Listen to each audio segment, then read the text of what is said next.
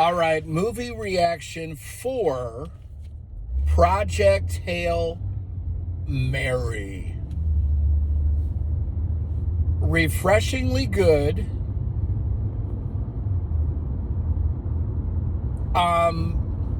Confused at some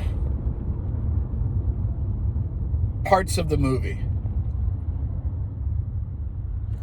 because it's fiction, but there has to be realism in order to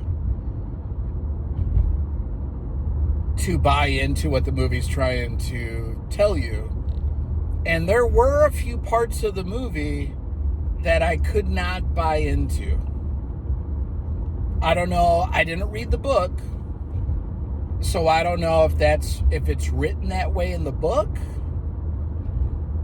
or if they just didn't write it effectively enough so that the viewer could buy into it. So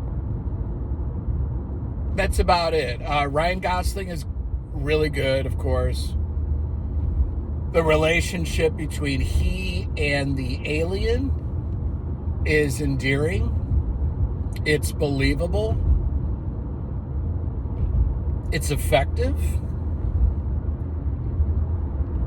And I walked away liking the movie, but again, there are parts of the movie that I'm like, I can't buy into it.